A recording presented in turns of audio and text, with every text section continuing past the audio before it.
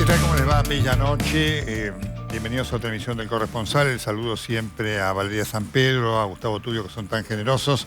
En el pase tenemos un programa intenso, como siempre. La tenemos a Carolina Amoroso, con todo el equipo de TN y Canal 13. Hay Ricardo Zambrani y Diego García en esta cobertura de lo que son los funerales de la reina Isabel II. Su muerte es un hecho de impacto mundial, ¿no es cierto? Por lo que significó y por lo que significa lo que viene ahora.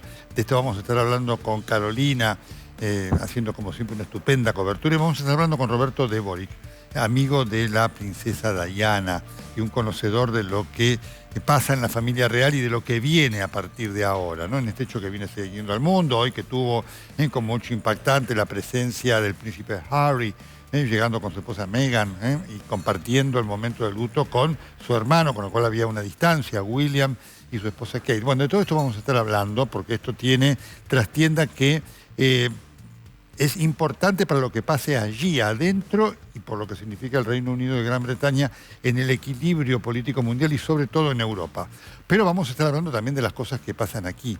Y vamos a hablar con Sergio Rubín del hecho político que hoy ha estado en el centro de la atención, que ha sido el copamiento del kirchnerismo de la misa que se convocó por parte del episcopado argentino en la Basílica de Luján, supuestamente por la paz. De esto precisamente va a versar el editorial del día de la fecha, que como siempre comienza ya.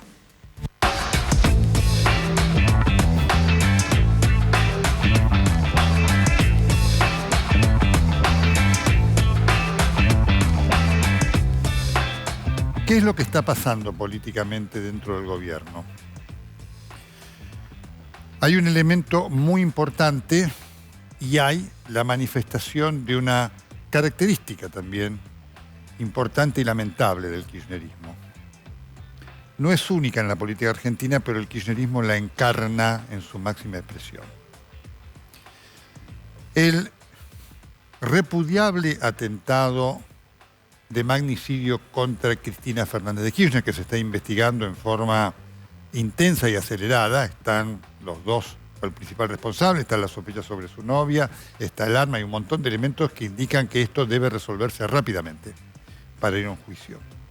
Insisto, ese hecho que repudiamos todos, porque los ataques, los magnicidios y los intentos de asesinato son repudiables siempre, como es también repudiable la amenaza que recibió el expresidente Mauricio Macri, ha dado y ha generado en el kirchnerismo una intención, un objetivo, que es el uso político de este atentado. Eso es algo abyecto, porque termina desdibujando absolutamente la significación de ese hecho que fue repudiable y existió, y hace que quienes no comparten las ideas del kirchnerismo no crean.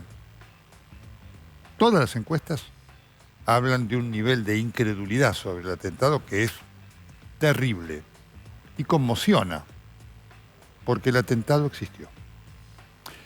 Pero esto es lo que se logra cuando desde el poder se hace lo que se está haciendo desde el poder en este gobierno. Eso es lo que se logra cuando se echa la culpa no a quien estaba con el arma, sino a políticos, periodistas o cualquier otro que no pertenezca al sector del gobierno. Ahora, ¿qué ha pasado? Ha pasado algo muy significativo en estos días. Han pasado 10 días desde aquel hecho, aquella noche que pudo haber sido tremenda en la esquina de Juncal y Uruguay. Las encuestas le muestran al gobierno que eso no funcionó. Ustedes saben que cuando falleció Néstor Kirchner, hubo, más allá del sentimiento que generó en sus acólitos, hubo un armado que funcionó. Estuvo gente que trabaja con el gobierno, ¿no?, que hace los actos y demás. Funcionó para darle a ese velatorio y demás un nivel de, yo diría, magnificencia, que tuvo mucho de espontaneidad y mucho de armado. Por ejemplo, había gente que pasaba varias veces Recuerdan que hubo un tenor que cantó, hermano de Tristan Bauer. Bueno, estaba arreglado, no era espontáneo. Todo eso el kirchnerismo le dio resultado. Y junto con una serie de circunstancias que ayudaron, ¿no es cierto?, una economía que había despegado y demás, le dio a Cristina Kirchner la posibilidad de ser la candidata y que después arrasara en la elección junto con el desastre que fue la oposición en aquel momento. El kirchnerismo, ante una situación económica muy difícil, y difícil a futuro también, dijo, esta es la oportunidad. Vamos a generar ese efecto furor alrededor de Cristina Fernández de Kirchner y vamos a generar dos cosas. Vamos a reunificar todas nuestras internas, vamos a crear un enemigo, la oposición y los periodistas y demás, que eso lo necesitamos. Vamos a desplazar de la agenda entonces los temas socioeconómicos que nos perturban y vamos a resurgir. Esa es la estrategia. ¿Qué están viendo en las encuestas?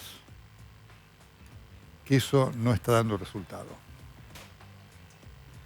La gente que no cree en el atentado y que está potenciado esa incredulidad por este uso político es ampliamente superior a la que cree. Es decir, la grieta se ha expresado y el gobierno se dio cuenta que ha quedado con generosamente un 30% de lo que es la opinión pública. Por eso entonces vino lo de la misa. Lo que pasó hoy. Hoy ustedes saben que hubo dos actos. Uno, la misa de la Basílica de Luján, y otro, el acto en Parque Lezama. Es muy interesante. Interesante no significa que sea bueno. Lo que pasó hoy casi simultáneamente, porque explica la mentira del kirchnerismo. A mí me pesa decir que hay un gobierno que es un gobierno de mentirosos. No lo digo con alegría, porque como todos ustedes vivo acá. Todos quisiéramos tener un gobierno que generara para nosotros soluciones y hiciera de la Argentina el país que queremos. Cuando la base es la mentira es imposible. Hoy hubo este acto en Luján, esta misa en Luján. Fue un hecho lamentable. Quiero decir, también un lamentable papel del episcopado argentino. Vamos a estar hablando con Sergio Rubín, acaba de escribir un artículo en Clarín impactante, en la portada. Lamentable papel del episcopado argentino. Qué lejos ha quedado de aquel episcopado que tuvo aquella mesa de Monseñor Casareto, Monseñor Macarone y Monseñor Staffolani, que fueron clave en la crisis del 2002 para generar un diálogo real, más allá que el gobierno de Dualde después mucha bolilla no le dio, pero hubo diálogo real. El papel del episcopado argentino es lamentable, lamentable, un temor, un silencio. Lo vimos, lo dije el otro día, en esa participación que tuvieron en la mesa de la unidad, que era la mesa de la división. Pero bueno, hoy el kirchnerismo copó ese acto. ¿Ustedes saben lo que ocurrió? El ministro del Interior, el mismo ministro del Interior que había dicho en la reunión del sábado de las vallas en Juncal y Uruguay que si la tocan a Cristina vamos a quemar todo, lo dijo. El mismo ministro que escribió un mensaje en el chat de ministros de gobierno, y esto me lo han confirmado 3 colegas indiscutibles, escribió un chat diciendo, me voy de este chat de ministros de un gobierno textual, no es lenguaje mío, de tibios y cagones. Este ministro, que es Guado de Pedro, que algunos creen que es un estadista, mamita, ¿dónde hemos caído, no? Que es un hombre que representa el doble discurso del kirchnerismo. va a un lado y dice una cosa para ver cómo queda bien, y cuando no queda bien después aparece su sentimiento. Entonces, después de haber dicho todo esto, empezó a llamar a opositores porque vieron que no iban, que la misa de la unidad se caía como se cayó. El otro día acá Santiago Fioriti daba en verdad consecuencia la lista de varios, tenía todos, de los que llamó. Lo mismo se hacía desde el Senado con Cristina, diciendo tienen que venir a la misa, una misa por Cristina. ¿Cómo la iglesia se prestó a esto? Bueno, en medio de eso, además lo que ocurrió en la misa, donde varios funcionarios se fueron lo antes posible, porque de misa no tienen nada. Y de espíritu católico tampoco, lo digo como católico. A eso le siguió después lo que pasó en Parque Lezama. En Parque Lezama, ¿qué hicieron? Le echaron la culpa a la oposición y a nosotros los periodistas, como responsables del odio. ¿Ustedes han visto algún acto de amor del gobierno? Salvo ese también tuit que le mandó Alberto Fernández para repudiar el ataque, la amenaza, no ataque, la amenaza de ataque que recibió Mauricio Macri de alguien, un militante del kirchnerismo que tiene acceso, entre otras, a Fernández Sagasti, la senadora. ¿Ustedes han escuchado algo? No. Es decir, ¿ustedes han escuchado algún acto de amor de ese gobierno? ¿Ustedes le han escuchado a Cristina diciendo los convoco, perdón si los traté? No. Ni lo van a escuchar. Por eso es realmente notable la disociación del diálogo, del lenguaje del gobierno. ¿Qué acto de amor genera el gobierno? ¿Qué acto siquiera de convivencia política? Esta invitación que hicieron al acto, por supuesto que no se la cree nadie. ¿Quién iba a ir? ¿Cómo va a ir usted a una misa copada por el kirchnerismo? Y esto es lo que tiene el kirchnerismo. Destruye todo. Todo lo que toca el kirchnerismo lo destruye. Destruye, daña las organizaciones de derechos humanos, daña la iglesia, divide. Es un verdadero problema. No tiene solución. No tiene solución. Entonces, este es un tema también, para la Argentina que viene. Por eso, ustedes saben que a Massa le está sucediendo un problema en Washington. Le está yendo muy bien personalmente. La gente, lo que me cuentan algunos que vieron, hablé con 3, que me dicen, mire, estuvimos, sí, cae bien, lo que dice nos gusta, pero no es lo que sabemos piensa Cristina Fernández de Kirchner. Entonces la pregunta, cuando le hacemos preguntas concretas a Massa, cuando le decimos, ¿va a levantar el cepo? Ah, no, eso no se puede. Vamos a invertir, ¿podemos repartir alguna de las utilidades? Ah, no, eso no se puede.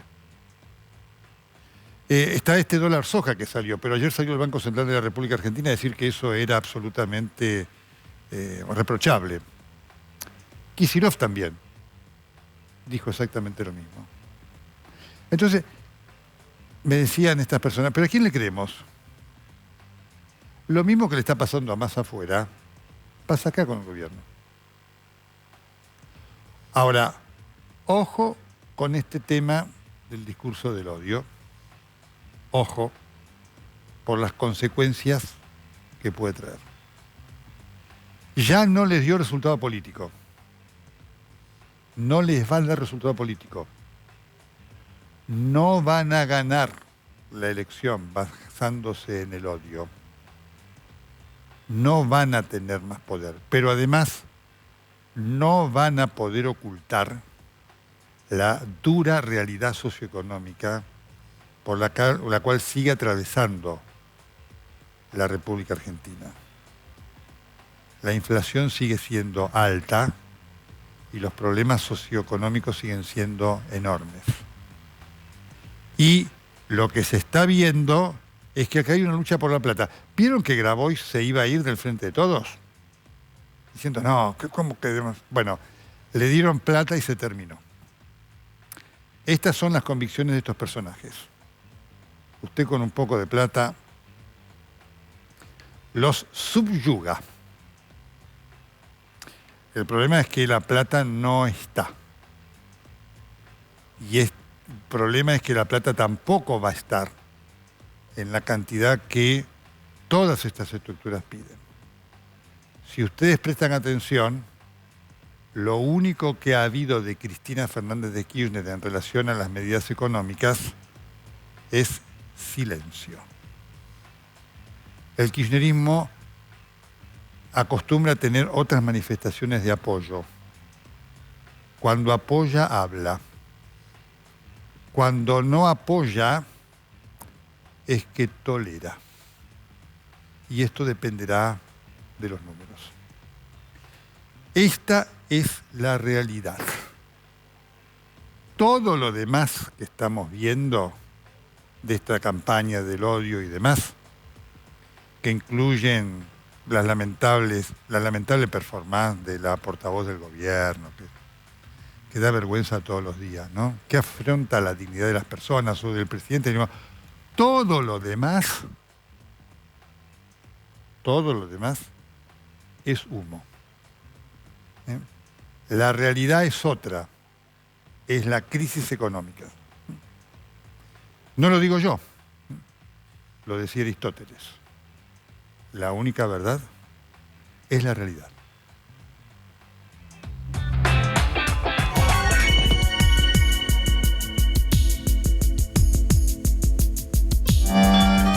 My lords, ladies and gentlemen, it is my most sorrowful duty to announce to you the death of my beloved mother, the Queen.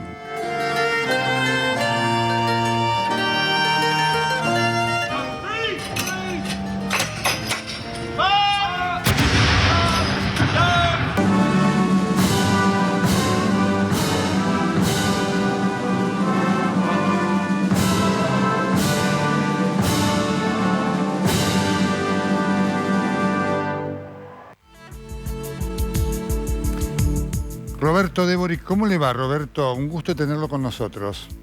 Buenas noches, Nelson. Hace mucho que no hablamos. Muchas gracias, Roberto. Está en Viena, son las 1 o 2 de la mañana, pero inevitable hablar con usted porque usted está viendo todos estos personajes que para nosotros son personajes que conocemos por la historia y usted los conoce de la realidad, de carne y hueso. Cuéntenos cómo sigue esta historia, Roberto. Y la verdad que sería, ojalá supiera cómo sigue. Tengo mis dudas cómo sigue esta historia. ¿Por qué? ¿Por qué? Porque lo que estamos viendo lo encuentro maravillosamente hecho, como son los ingleses.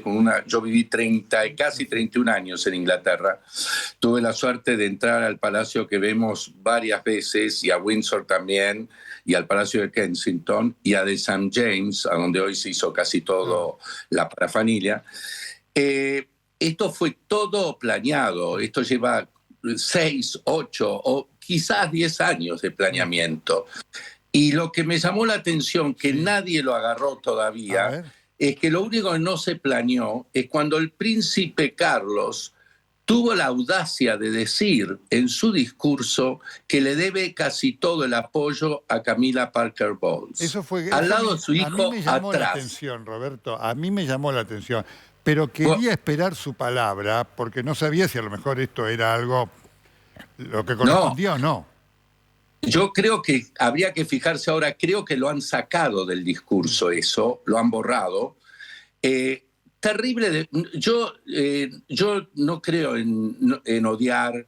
Yo creo que yo al príncipe Carlos no le tengo simpatía, obviamente, pero yo creo que hay que saber perdonar, pero no olvidar en la vida. ¿Ok? Yo creo que para mí lo terrible es para... ¿A Diana? Yo creo que la palabra odiar no me gusta, pero yo creo que la corona, el instrumento de la corona, que es un dinosaurio, que también lo describió en su momento María Laura Viñolo del diario Clarín, es un dinosaurio, y ese dinosaurio tiene un mecanismo. Y el mecanismo es muy cruel de la corona. La corona ha querido hacer desaparecer después de muerta. Yo siempre digo que a Diana la mataron 3 veces. La mató el amor que tuvo por Carlos y Carlos no se lo correspondió, que fue terrible, y la engañó durante 50 años. Y él lo dijo en su discurso, me apoyó durante 50 años. ¿Ok? Después la mató el desprecio de la realeza, digamos, de palacio hacia ella, y después el accidente de auto. 3 muertes tuvo Diana. Lo que pasa es que hay poca memoria en todo esto, pero como yo lo viví, la memoria hasta el día que yo me vaya la tengo. Entonces, hay que perdonar, pero no olvidar. Y yo creo que lo terrible fue que no tuve la suerte de estar entrevistado por usted, pero estuve entrevistado y hay un gran documental que se dio en Londres por un ex miembro del MI5, a donde participo yo, y otro documental para los 25 años de la muerte de Diana. Y hubo un silencio absoluto de la realeza, del Buckingham Palace y de todo el entourage del Buckingham Palace a los 25 años de la muerte. ¿Por qué? Porque sabía que la reina se estaba yendo y nunca le dieron a Diana, después de muerta, la importancia que le tenían que dar. Ese es un punto, Roberto, muy importante, porque entonces, digamos, primero, ¿qué tipo de persona es Carlos para enfrentar eso? Y usted pone un punto significativo. ¿Qué es la reina consorte, Camilla Parker Bowles? ¿Anula la presencia de Diana? ¿Qué significa la presencia de Harry hoy ahí? Bueno, la presencia de Harry es buena noticia, porque Harry estaba separado. Es el que menos conozco. A William tuve más trato, lo tuve en mis rodillas en su momento, cuando era chiquito. Todo ese movimiento son movimientos, como digo yo, delante de escenario, no de bambalinas. Lo que pasa atrás es muy diferente. La reina fue muy viva, muy inteligente, fue una mujer siempre muy inteligente. Yo le tengo admiración, no le tengo cariño, pero le tuve admiración, porque la reina dejó todo esto planeado. La hizo llamar reina consorte, la reina, a Camila, no el príncipe Carlos. La reina, fíjense ustedes, que cuando su hijo Andrés, despreciado por las sociedades mundiales por lo que hizo con una menor, o parece que hizo, se tapó todo eso, pagó una fortuna la reina por eso. La primera aparición pública de la reina después de la muerte de su marido, frágil como estaba, fue al año de la muerte de su marido, acompañada ¿por quién? Por el príncipe Andrés, que la llevaba del brazo. Claro. Entonces la reina fue planeando su adiós, dejando una casa que estaba totalmente disfuncional, la trató de dejar en orden. Correcto. Ahora más veremos qué orden va a haber. Está muy claro. No se vaya, Roberto, que está bien. Ahora sí nos vamos a Londres. Allí está Carolina con el equipo de Ricardo Zambrani y Diego García, como siempre, trabajando a destaco. Carolina, el gusto de tenerte y gracias. La madrugada también en Londres. Contanos tus impresiones de lo que estás viviendo en este momento ahí. Bueno, Nelson, un gusto de saludarte y por supuesto a todo el equipo y a los que están siendo parte de esta transmisión especial del corresponsal. La verdad es que lo que se vive solo se puede explicar con algunas torpes palabras que voy a tratar de esbozar ahora, pero hay que vivirlo para conocerlo y por supuesto vos conocés este lugar y el vínculo emocional. Bueno, hay algunas chicas que vienen de salir. Y el vínculo emocional que tiene esta sociedad con la monarquía, ¿no?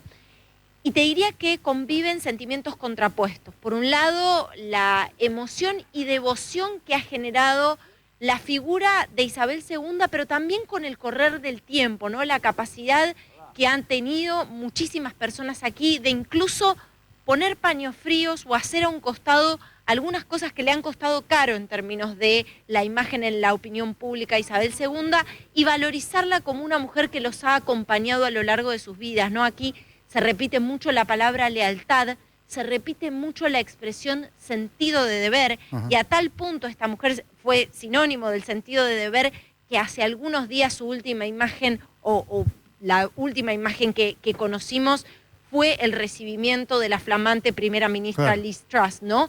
Claramente una mujer que cobra más fuerza, por supuesto, a partir de un contexto adverso en este país en términos socioeconómicos, con mucho reclamo a la política, pero lo dije en alguna salida anterior y me gustaría repetirlo. Creo que la BBC ha encontrado el título exacto: una presencia constante en un mundo cambiante, ¿no? Cuando todo cambiaba, cuando incluso los tiempos traían dificultades o climas de adversidad, estaba ella, a quien incluso los más chiquititos hablan de que es como una abuela para todos nosotros, fue como una abuela para todos nosotros, y esta expresión me impactaba mucho. Cuando les decía, bueno, ¿cómo se explica o qué significa para este país? Ella es Gran Bretaña, me decían. Ella es Gran Bretaña, she is Britain. Y me parece bien, bien simbólico. Con respecto al día de hoy, Nelson, esto creo que lo vas a apreciar y alguno te va a llegar a vos. El día de hoy estuvo dominado, y te traje dos tapas, por esta figura, ¿no? Más allá de que, por supuesto, en las calles todo es un tributo a Isabel II, también está el clima de expectativa por esta persona y por esta tríada de valores que Isabel II encarnó y que promete encarnar Carlos III, lealtad, respeto y amor. En el mismo sentido, titula, ya te voy a sacar un formato más tabloide para que no sea tan grande, pero bueno, te lo quería mostrar. En el mismo sentido, con esta tríada de palabras, lealtad, respeto y amor, titula el Daily Mirror, que por supuesto repara y mucho en las distintas figuras y en los personajes y en los, digamos, en el intrincado mundo también de la familia real, porque por supuesto vimos la imagen de William, Kate, Meghan y Harry, y nos faltan las especulaciones respecto de qué sucede en esos vínculos, ¿no? Ahora vuelvo con una pregunta. Su impresión, Roberto, en este diálogo que estamos teniendo, Viena, Londres, ETN en todas partes, con Roberto Débora y con Carolina con su gran cobertura, y Roberto, que es el argentino que mejor conoce a la familia real. ¿Qué rey va a ser Carlos? ¿Usted lo podría decir? ¿Va a ser una monarquía más moderna, más cerca de la gente, Roberto? Bueno, si me permite, Nelson, quiero agregar lo que acaba de decir su corresponsal en Londres. Carolina, estoy totalmente de acuerdo. Para mí la reina, yo viví 31 años casi en Inglaterra, fue para mí, tengo la edad del príncipe Carlos, fue como, digamos, una tía mía también. Yo vuelvo a repetir, yo a la reina le tuve gran admiración, le sigo teniendo después de muerta, por todo lo que hizo por su país y por el Commonwealth que ella reinó, y por su disciplina sobre todo, y por su entereza. Que no esté de acuerdo con algún capítulo de su vida, como el que tuvo con Diana, errar humanum est.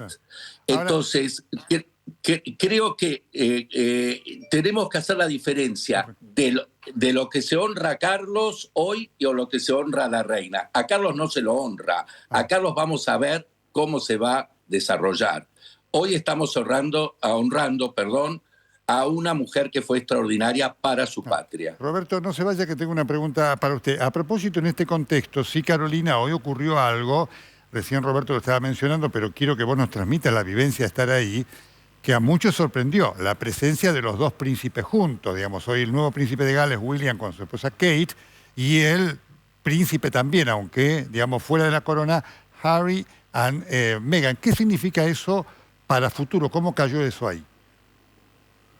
Bueno, lo que yo percibo, por supuesto, de los testimonios que pude recabar en la calle, es que William es como un favorito, ¿no? de la opinión pública. Y de la misma manera que incorporaron y que se habla de la reina Isabel II básicamente como una figura constante, se habla de William como una gran esperanza, ¿no? Hay mucha expectativa puesta en él, pese que es significativo el voto de confianza que ponen en el rey Carlos III, para seguir, y alguien me hablaba de los zapatos grandes, ¿no? que por supuesto enfrenta, y esa vara tan alta en términos de la aceptación y del lugar y lo central que ha sido la figura de Isabel II. Entonces aquí hay, me parece que un favoritismo claro, sobre todo por las figuras de William y Kate, al menos eso lo percibía en la calle y en los comentarios que hacía la gente, que explícitamente lo decía, ¿no? que tenía mucha expectativa eventualmente de ver a William Rey.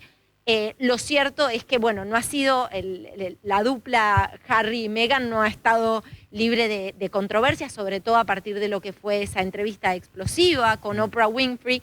Pero yo pensaba qué distinto fue el tratamiento que se le dio desde la familia real a esa situación que fue francamente un cataclismo, con algunos episodios que se narraban allí bastante graves respecto de lo que sucedía en el entorno de la familia real, pero lo cierto es que de alguna manera en su estrategia de comunicación supieron ponerle paños fríos a esa situación. Pero bueno, hay mucha especulación y sobre todo si mirás los tabloides hoy con detalle, hay especulación respecto de cuál puede ser el rol específico de ellos hoy dentro de la familia real y en sus deberes. Lo que seguro también aparece, y hoy alguien me lo expresaba como una reducción de escala, un scale down de la monarquía, casi como si con Carlos se esperara una moderación o un periodo como de mayor austeridad y quizás, bueno, un peso menos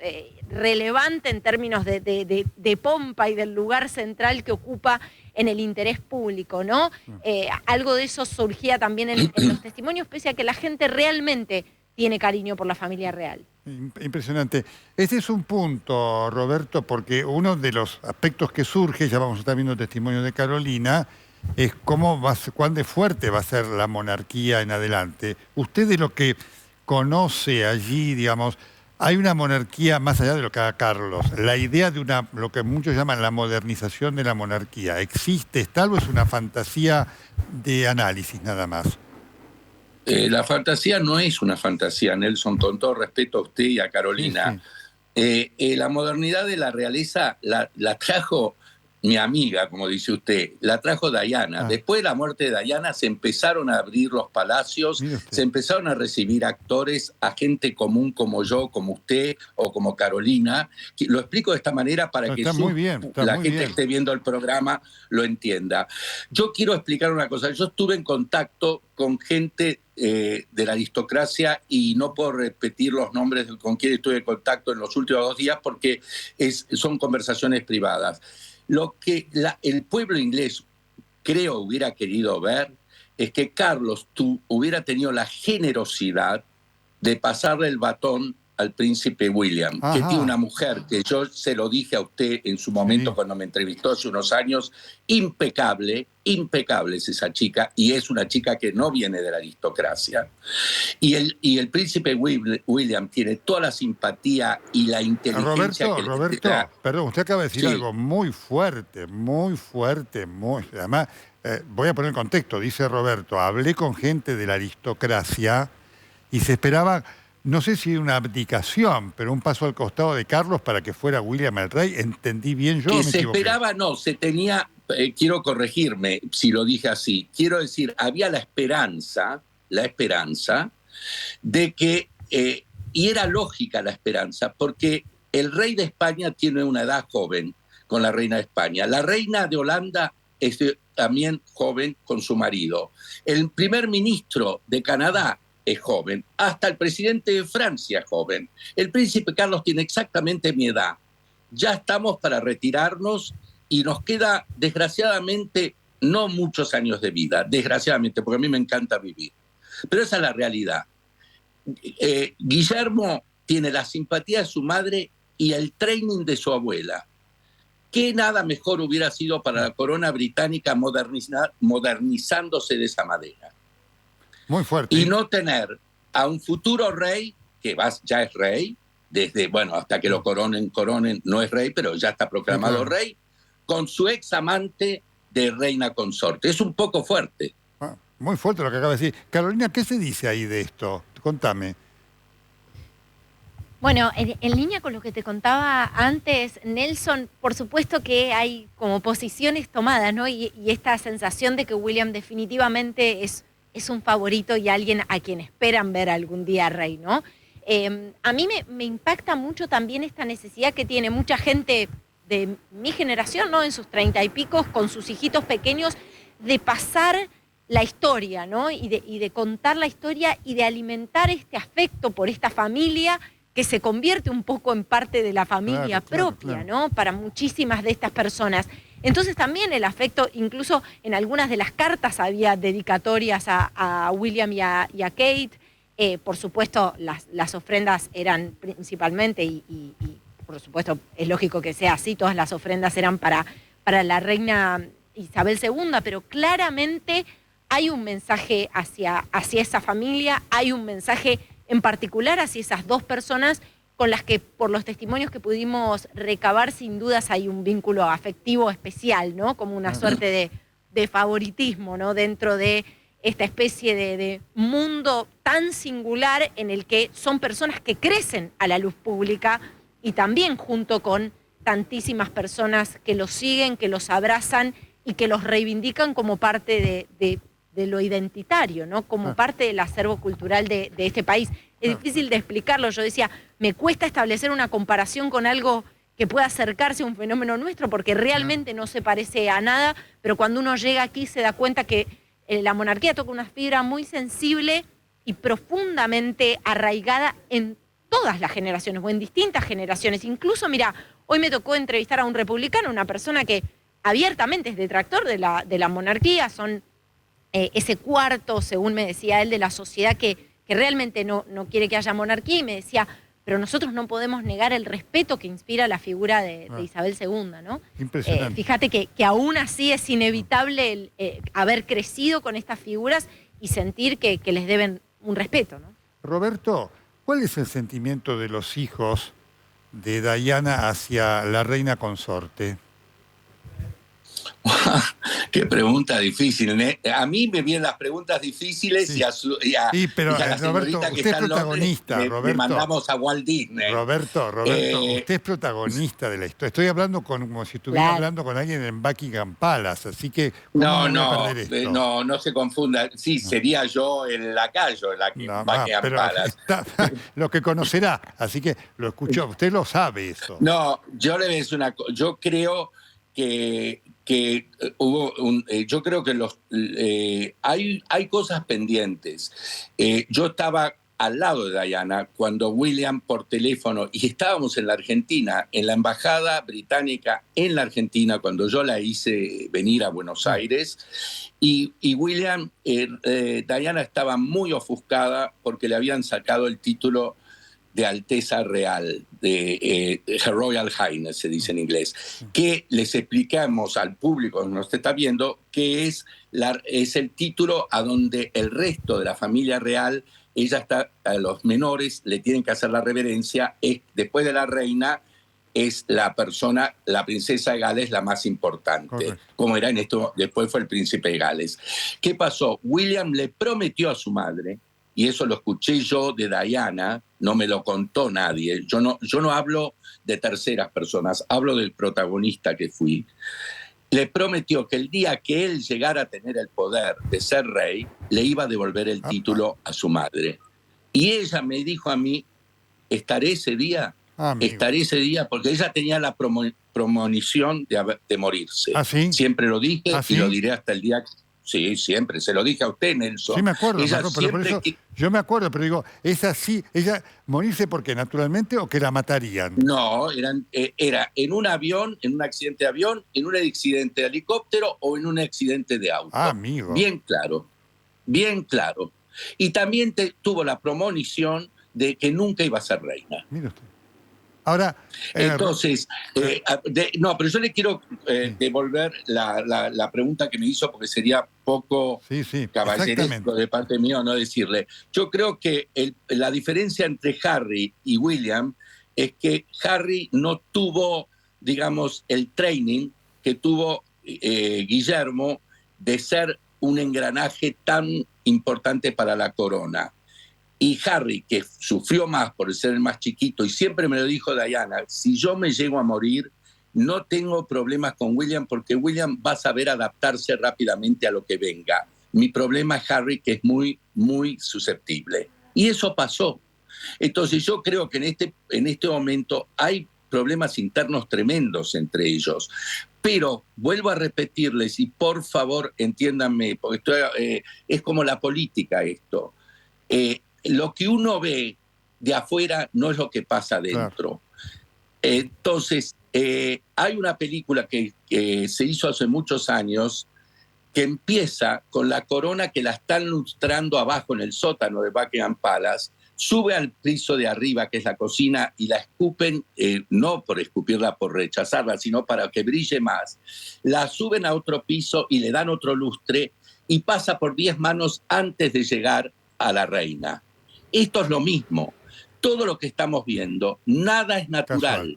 Nada es natural. Todo es premeditado y está todo pensado hasta el mínimo detalle.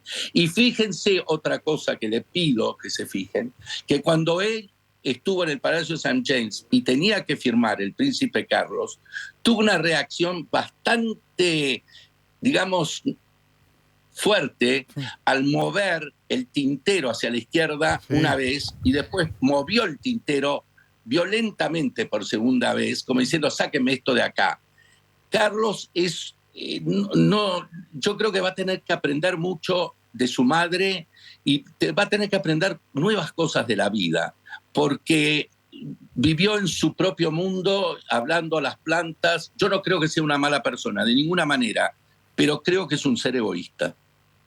Impresionante. Simplemente lo que está contando Roberto Déboric, un conocedor de la familia real. Carolina, y allí la figura de la reina consorte, ¿qué reacción genera? Porque es uno de los temas también, ¿no? Bueno, el tiempo ha pasado agua bajo el puente, ¿no? Y uno piensa, sin dudas, no es la imagen de hace algunos años atrás, porque claramente la muerte de Diana terminó de signar un capítulo muy, muy difícil, ¿no? Tanto, por supuesto, en la percepción para la opinión pública de la imagen de Carlos, como también de Camila, sin dudas. Hoy a mí me sorprendió, ¿no? Generalmente son bastante escuetos cuando le preguntas por la figura de Camila, pero ella va a ser una buena reina consorte, ¿no? Contestaban. Hace mucho tiempo ellos están... Alguien me decía algo, una frase que me parecía interesante. Ellos hace mucho tiempo que están en sintonía, ¿no? Carlos y Camila. Me parece que de alguna manera esa relación que arrancó, y por supuesto ustedes lo van a saber mejor, y hay un especialista en estos temas, así que no quiero pecar de imprudente, pero esa relación que arrancó tan controvertida y con tanto halo también de desconfianza respecto de cuánto iba a perdurar en el tiempo, bueno, ha probado ser un vínculo afectivo fuerte, ¿no? Y se ha prolongado en el tiempo y ella es, bueno, la compañera de vida, hoy reina consorte. Impactante. La última... Perdón, ¿no? Sí, Roberto, te escuchamos. Decir una cosa, Nelson. Sí. Quiero aclarar algo. Nunca hubo una duda de que no iba a durar entre Carlos y Camila. Cuando yo antes de que se casaran, sabíamos que ella era la amante de Carlos. Y un futuro rey que pone en el diario que ella era la toalla higiénica en la relación con él, que eso se publicó. Lo que pasa es que el ser humano tiene poca memoria, Nelson. Claro. Ahora, es muy fuerte, pero me parece fantástico que el pueblo, mire lo que le voy a decir. Yo a Camila Parker Bowles la he tenido en un ascensor, uno enfrente al otro en un hotel en New York, a donde yo iba con Diana, y ellos después quisieron ir, habiendo 20 hoteles en New York que podían haber ido. Y no la saludé, y no la voy a saludar en mi vida, y no creo que ella me va a saludar a mí, bueno, no tiene por qué saludarme. Pero no la odio. Creo que es una persona de poco espíritu y de poca humanidad. Yo no odio a nadie y no le deseo mal a nadie, pero reconozco que fue un capítulo, y es un capítulo muy importante de la historia de la realeza británica, el engaño de Carlos a su mujer. Eso Roberto lo están pagando desde sus hijos. Viena, con una radiografía de la realeza. ¿Cómo que usted no es un protagonista? Mamita, ya vamos a volver a hablar con usted y aprender tantas cosas. Roberto, el gusto que haya estado con nosotros desde Viena. Muchas gracias. No, por favor, y un saludo a todos ustedes. Carolina, estupendo trabajo junto al equipo ahí de Ricardo Zambrani y de Diego García. ¿Qué hora es ahí? ¿1:30, 2 de la mañana? Sí, ya estamos, más, diría yo, pasando la 1:30. A ver, ya te digo, 1:45. Perfecto. 1:45 de 2 menos cuarto. Sí, ha sido un día largo. Totalmente. Arrancamos en St. James, ha sido un día largo, pero muy, muy intenso, en un calendario extenso, más extenso de lo que creíamos que iba a ser, pero bueno, realmente todo está tomado por estos ritos, por estas ceremonias que forman parte también de algo que se guarda y se atesora de manera muy cara en esta sociedad. Estupendo trabajo. Como siempre, Carolina, el tuyo, junto con Ricardo Zambrani y Diego García. Te seguimos a cada minuto. A descansar, por favor, ¿sí? Gracias, Nelson. Hasta luego, ¿eh? Muy bien, ¿eh? Un análisis fenomenal con la descripción de Carolina y el conocimiento de la radiografía de la familia real que acaba de hacer Roberto de Boric. Estoy con la pausa y ya vengo con Sergio Rubín, porque quería tenerlo en el final, el conocedor de lo que ha significado dentro de la iglesia esta misa, entre comillas, por la paz. Muy bien, lo tengo ya Sergio Rubín. Sergio, ¿cómo estás? Bella noche. Hola Nelson, ¿qué tal? Gusto en escucharte. ¿Cómo estás? Bueno, estamos leyendo hoy tu artículo de alta repercusión en la tapa de la portada de Clarín, y quiero tu resumen de esto que ha ocurrido hoy en la Basílica de Luján, que ha sido un bochorno que está generando una fuerte controversia dentro de la iglesia institucionalmente, entre obispos y curas.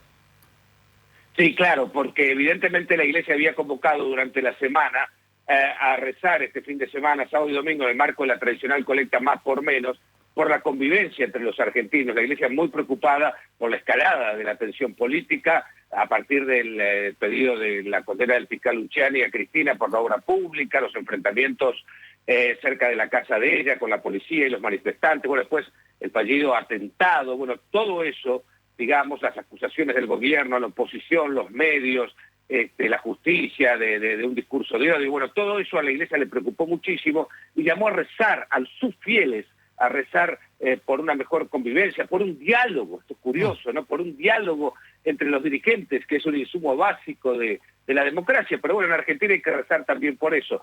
Pero bueno, resulta que el primero que se anotó, sorprendentemente, fue el intendente de Luján, Leonardo Boto, que dijo, bueno, pidió una misa en Luján para sumarse, y atrás se metió todo el kirchnerismo, todo el gobierno, a potenciar esa misa que describió como una misa de paz y de fraternidad, pero que en realidad excluía a la oposición, porque es cierto que hubo contactos para invitar a algunos miembros de la oposición, pero se sabía que en el contexto, en la gran tensión que había, que el gobierno los había acusado de instigar el atentado, el clima, no iban a ir, era claro. Entonces, ¿cómo quedaba el gobierno como el gran adalid de la paz y el amor, usando el principal templo católico del país, que es nada menos que la Basílica de Luján?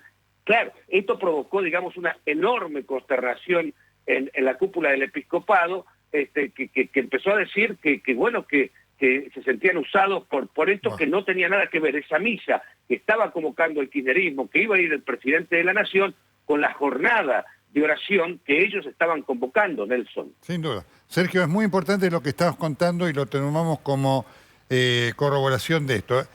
Así que te mandamos un abrazo, y esto lo voy a decir yo. El episcopado argentino es lamentable. La actitud de temor, de silencio que están teniendo frente a lo que está pasando, no era así durante el gobierno de Macri. Esta doble vara es lamentable. Lo digo como periodista, lo digo también como católico practicante que soy. Vamos a la tanda. Hoy estamos terminando. Muchas gracias a todos los oyentes. Impresionante la cantidad de mensajes y demás a propósito de lo que ha sido el programa, y por supuesto con estos testimonios, el aporte de Roberto de Boric, gran trabajo por supuesto del equipo de la producción, de Lorena Ibaldi, Virginia Musante, y le agradezco también mucho a Neris Casasus la colaboración. Ya viene, Yo la sé. Nazarena Di Serio, Silvana Savieri, Charlie López, así que usted sigue entero. Nosotros nos vemos el sábado a las 21 acá en El Corresponsal. Los espero. Buenas noches.